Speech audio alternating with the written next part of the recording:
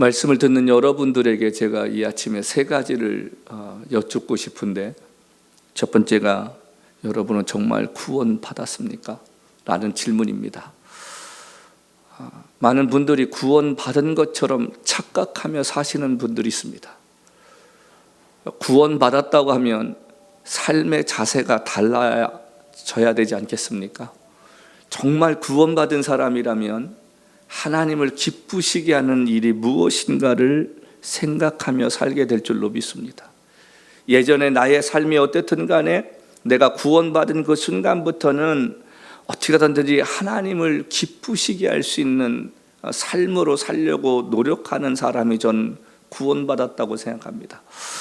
여러분, 우리가 예수를 믿으면 의롭다고 주님이 우리를 인정해 주시지 않습니까? 그게 칭입니다. 우리가 죄가 많음에도 불구하고, 여러분, 예수 믿었다고 우리가 죄 안 짓고 삽니까? 예수 믿어도 죄 짓습니다. 그래서 회개가 필요한 거 아니겠습니까? 그런데 구원받으면 우리의 행함 때문에 의로운 게 아니라 예수님께서 구원해 주신 그 자체 때문에 저와 여러분이 의롭게 되었다는 것입니다. 그걸 칭의라고 신학적인 말로 이야기합니다. 두 번째는 성화의 관계입니다.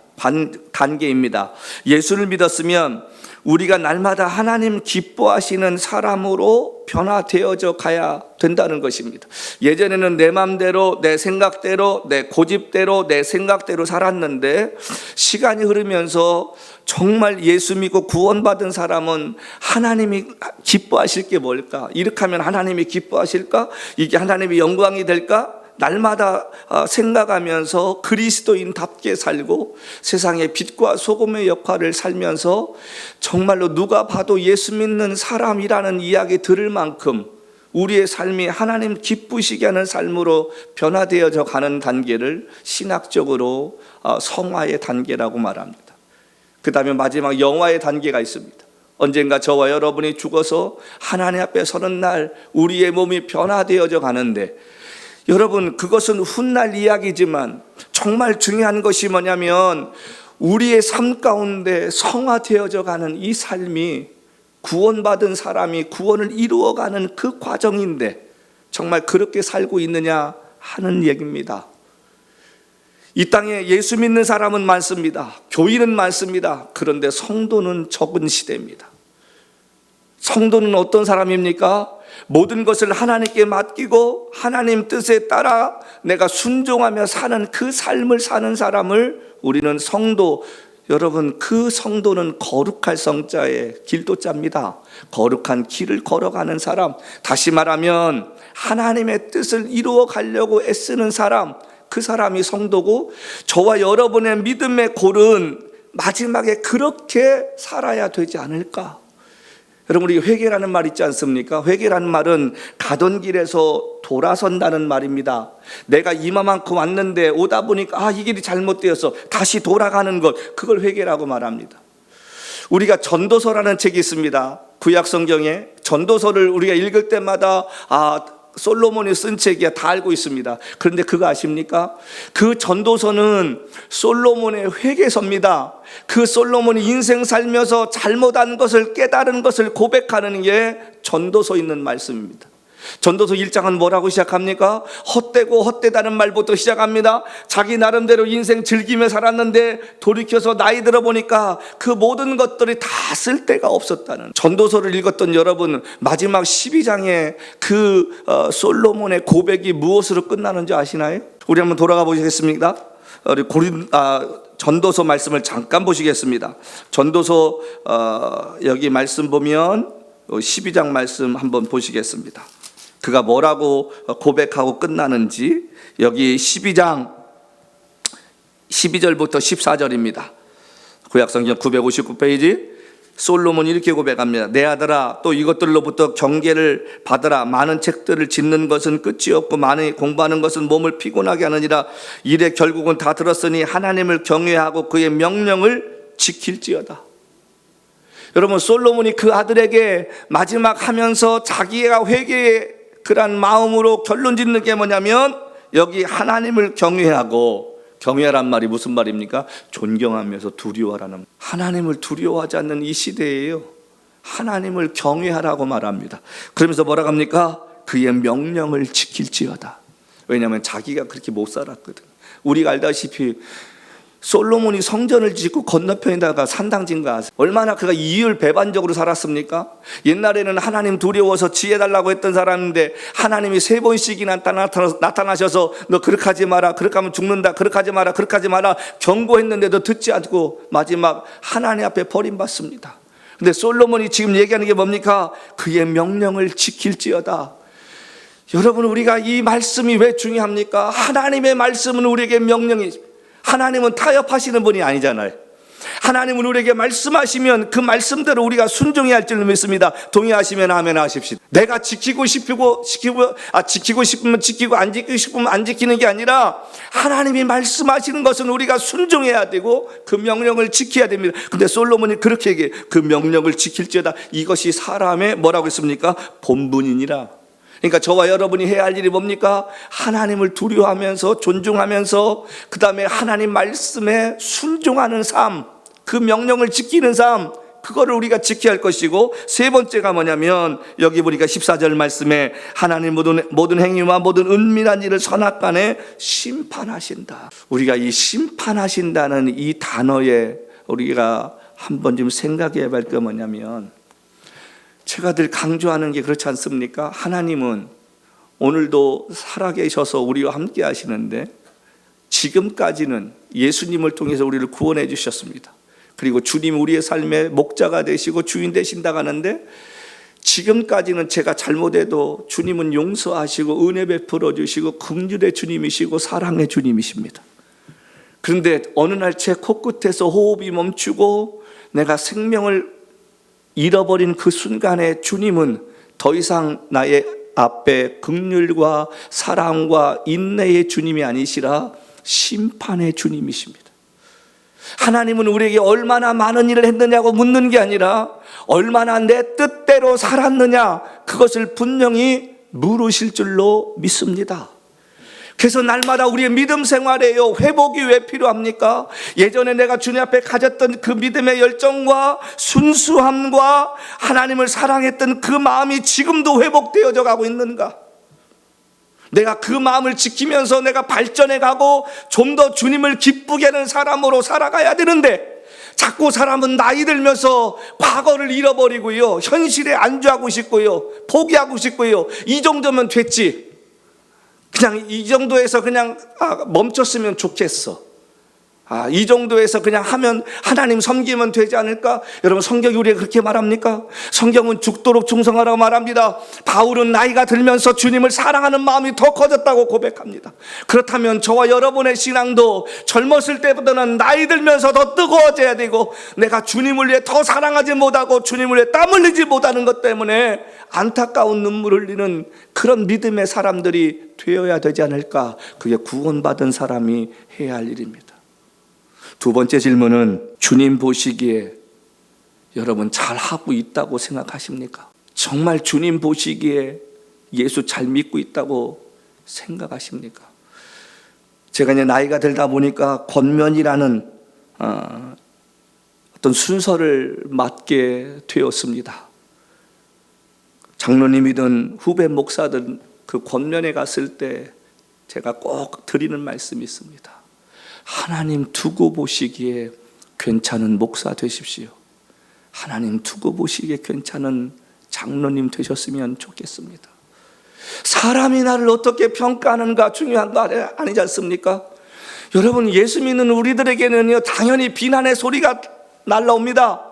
예수 안 믿는 사람이 우리를 이해합니까? 저와 여러분이 주를 위해 땀 흘리는 거 세상 사람들이 이해할 수 있습니까? 이해 못합니다. 때로는 믿음의 사람도 이해 못합니다.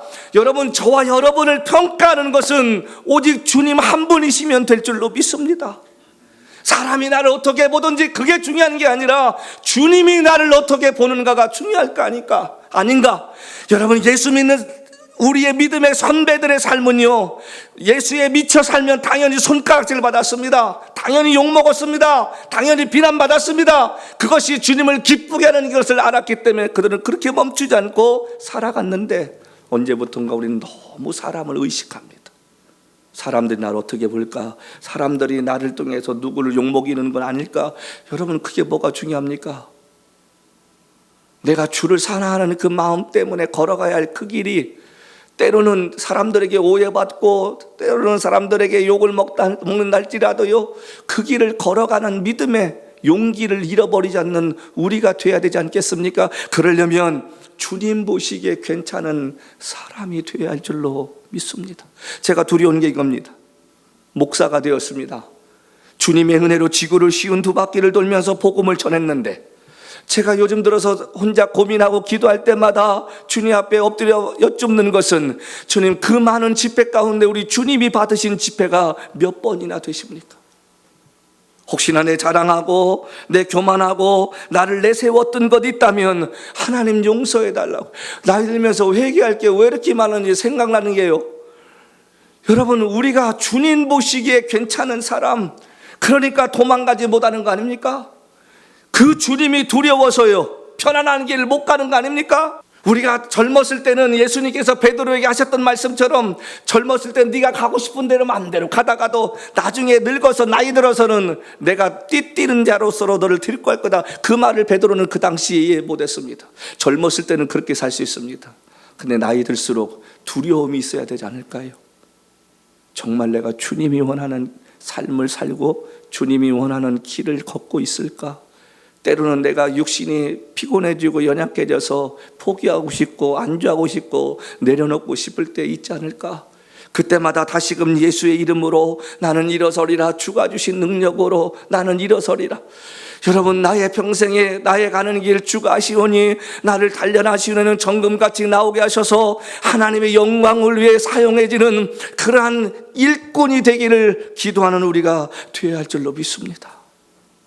세 번째가 심판을 두려워하며 살고 있습니다. 이 말을 우리가 의식하며 살면요, 우리의 삶이 분명히 달라지고요, 세상 사람들에게 욕먹는 삶 살지 않을 줄로 믿습니다. 목사는 말한 대로 살아야 되고, 성도는 찬양한 가사대로 살면 하나님 앞에서 잘못될 일 없을 줄로 믿습니다. 근데 우리는 찬송은 하는데 삶은 전혀 다를 때가 얼마나 많습니까? 그래서 제가 예배가 삶이 되어야 한다는 말은, 여러분, 저와 여러분이 연약해서 죄 짓는 거는 주님 앞에서 회개하면 용서받습니다. 그러나 마음의 중심이 흔들려 버리면 변질돼 버립니다. 저와 여러분이 어떻게 하든지 말씀 붙잡고 주님, 내가 어떻게 살아야겠느냐고 마지막 주 앞에 서는 날, 그 믿음 가지고 여러분이 살아보십시오. 하나님께서 역사하지 않겠습니까? 제가 어제 오후에 어떤 장로님을 잠시 만났습니다. 그리고 긴 시간 대화 나누지도 않고 일 때문에 잠깐 만났다가 20분 하고 왔는데, 나오려고 하는데 장로님이 그러세요. 목사님, 잠깐 시간 1시간만 내주세요. 왜요? 그때 장로님이 하시는 말씀이, 제가 오늘 주일날 예배 마치고 한국 사업 때문에 가는데, 오늘 목사님과 20분 대화 속에서 제가 10가지 가서 해야 할 일이 있는데 4가지가 해결이 됐습니다. 그리고 제 머리카락에 쭉 빗쓰는 그런 감동을 받았는데, 목사님 1시간만 시간을 내주셨으면 정말 고맙겠다고. 근데 나중에 알고 보니까 제가 고민하는 그 문제가 그분 때문에 또 하나 해결이 된 게 있습니다. 제가 생각했습니다. 성도 여러분, 우리의 삶이 누군가에게 도전을 두고 누군가에게 소망을 줄 수 있는 믿음의 사람이 되어야 되지 않을까? 저와 여러분의 삶을 통해서 예배하시는 하나님이 무엇인가를 느끼며 사는 사람들이 되어야 되지 않겠습니까? 언젠가 제가 말씀을 전할 기회가 있을지 모르겠습니다만은, 우리가 룻기서라는 책을 한번 보십시다. 오르바라는 그 동서와 룻이라는 두 이방 여인이 있었습니다.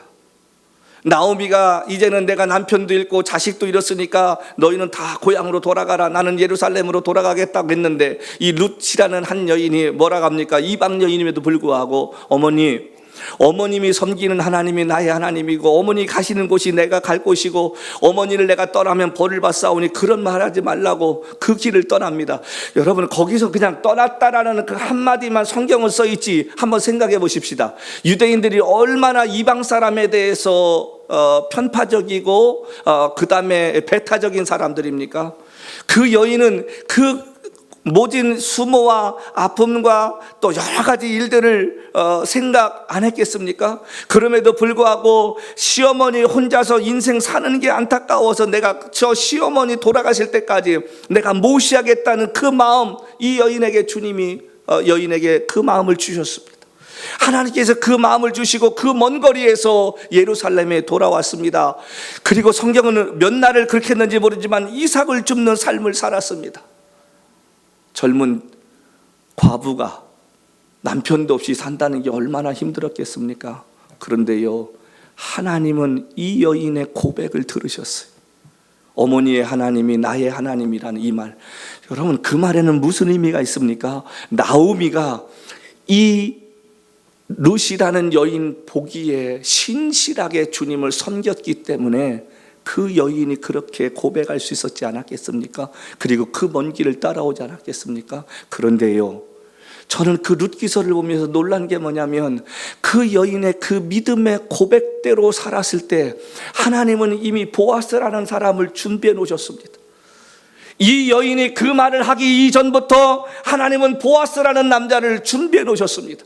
근데 그 여인의 고백과 그 여인의 그 삶을 하나님이 이 보아스에게 들리게 하셨다는 거예요. 뭐라고 이야기합니까? 보아스가 처음 이 여인 만났을 때요, 작업을 걸지 않아요? 뭐라고 겁니까? 다른 데서 하지 말고 여기서 하라고, 마음에 있는 거예요. 자, 거기서 하라고 하는데 그 보아스가 또 이 여인에게 심쿵하게 또 한마디를 던집니다. 뭐라고 던집니까? 네가 내 시어머니에게 행하였던 모든 것들을 내가 들었다. 그러니까 그 여인의 그 삶의 이야기를 듣고 보아스의 마음이 기쁨이 있었다는 거예요. 하나님은 보아스라는 남자를 준비해 놓고 이 여인이 출발하는 그 모습부터 시작해서 그 과정을 함께 하셨습니다. 여러분, 우리가 보아스라는 사람을 만날 때 어느 곳에서 만납니까? 하나님만을 섬기겠다는 믿음의 고백과 함께 자기가 있어야 할 자리에서 자기가 행해야 할 최선의 일을 행할 때 하나님은 그 일을 통해서 그 보아스를 만나게 하시고 다윗의 위대한 가문의 한 여인이 되게 하시며 예수님의 족보에 들게 하셨다는 이야기입니다. 우리가 신앙의 고백대로 흔들림 없이 살다 보면 하나님께서 필요하면 사람도 붙이시고 물질도 저는 채우실 줄로 믿습니다. 세상에서 고생하고 싶은 사람이 어디 있어요? 부귀영화 누리고 싶지 않은 사람이 어디 있겠습니까?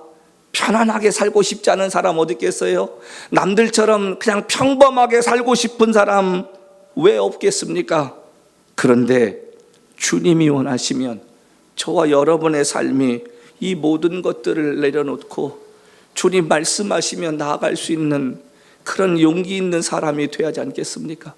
지난 한 주간 동안 제가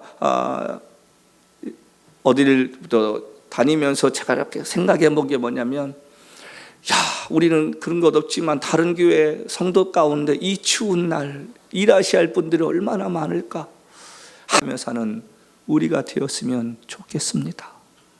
오늘 마지막 말씀입니다. 여기 2절 하반절에 뭐라고 했습니까? 하나님을 기쁘게 하는 것이 무엇인가 분별하도록. 제가 예전에도 말씀드렸습니다만 지금 똑같이 말씀드립니다. 어느 날 여러분 보시기에 제가 변질되어지고 제 말이 달라지고 제가 믿음의 사람대로 살지 못하면 이 교회 떠나시길 바랍니다. 여러분이 이 시대에 우리에게 정말 필요한 것이 무엇입니까? 영적 분별력입니다. 여러분, 저는 교회에서요 성령이 떠나갈 수 있다고 믿습니다. 성령이 늘 거하시는 것이 아니라 목사가 변질되어지고 성도들이 변질되어지면 저는 그 교회 버림받는다고 믿습니다. 그래서 우리가 깨어 기도해야 되지 않겠습니까? 성령께서 늘 우리와 함께 하시고 늘 성령이 우리와 동행하시며 목사도 깨어서 기도하고 자기가 하고 싶은 이야기를 하는 것이 아니라 하나님이 여러분에게 주셔야 할 그 말씀을 목회자의 입을 통해 스피커로 사용해지는 그 은혜가 있어야 되지 않겠습니까?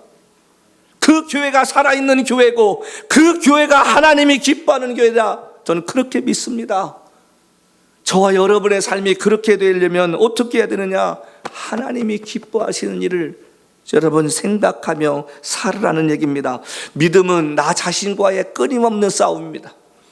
갈등과 고민과 여러분 여러 가지 그냥 싸움 속에서 나는 이렇게 하고 싶은데 이게 주님이 기뻐하실까? 아니면 포기해야지? 아니면 무엇 해야지? 늘 끊임없이 그러다 보면 하나님의 그러한 마음을 느끼게 되는 시간이 찾아옵니다. 나는 이렇게 하고 싶은데 주님도 동의해 주실까 생각하니 늘 고민스럽고 힘든 것 아니겠습니까? 여러분, 하나님을 기쁘시게 하는 일을 살려고 했으면요 기도가 절로 나오지 않습니까? 여기 2절 마지막 말씀 보니까 선하시고 기뻐하시고 온전하신 뜻이 무엇인가 여러분 생각해 보라고 하는데, 이 말을 한마디로 말하면 하나님이 원하시는 삶이 무엇인가를 생각해 보라는 거예요. 제가 말씀을 마무리하고 이 말씀을 준비하면서 슬퍼지는 게 뭐냐면 40년 전만 해도 제가 신학교 다닐 때만 해도요, 아니 제가 목회 방금 막 시작했을 때까지만 해도요, 교회 안에 성도들이 어떤 일이 있으면요 작은 일이라도 목사에게 기도 부탁합니다. 그리고 상의합니다. 목사님 어떻게 하면 좋을까요? 근데 요즘 시대는 기도 부탁 안 해요. 목사님 이런 일인데 기도해 주세요. 하나님의 뜻이 어디 있는지 함께 기도해 주세요. 인도하신 바라보게 기도해 주세요. 그러신 분들 거의 없습니다. 왜 그럴까요? 이제는 내가 할 수 있다라고들 생각하시는 거예요. 그러면 제가 이 생각했어요. 왜 하나님이 교회 안에 영적 지도자를 세웠을까? 바울이 여러분 죄송한데요, 다는 아니지만 많은 바르게 목회하려는 목회자만큼 교회를 사랑하고 성도를 걱정하고 염려하며 기도하는 분들이 어디 있습니까? 정말 하나님 앞에서 주님을 두려워하는 마음으로 목회하시는 목사님들은요 자신의 욕심 내려놓고 맡겨진 양떼를 위해 기도하면서 눈물로 목회하는 분들 참 많습니다. 여러분, 우리가 하나님을 기쁘시게 한다는 것 쉽지 않습니다. 내 의지 내려놓아야 한다는 게 얼마나 힘든지 아시잖아요. 그런데 바울이 우리에게 할 수 있었던 것은 그렇게 살아야 된다는 거예요.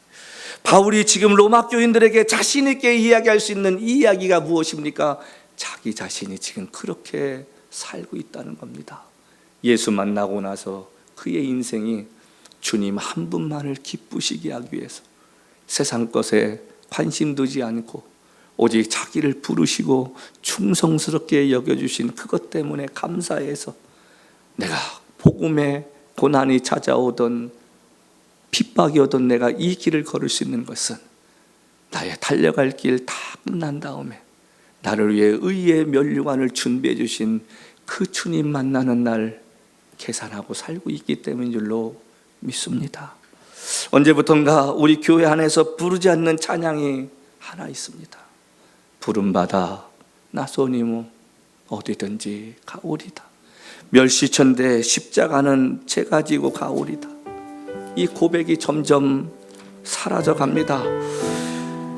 이 시대에 저와 여러분 얼마의 시간 동안 주님께서 우리에게 살게 하실지 모르지만 정말 주님만을 기쁘시게 하는 삶을 살다 주님이 우리를 부르시는 날 부끄럽지 않게 그분 앞에 설 수 있는 은혜가 있었으면 좋겠습니다.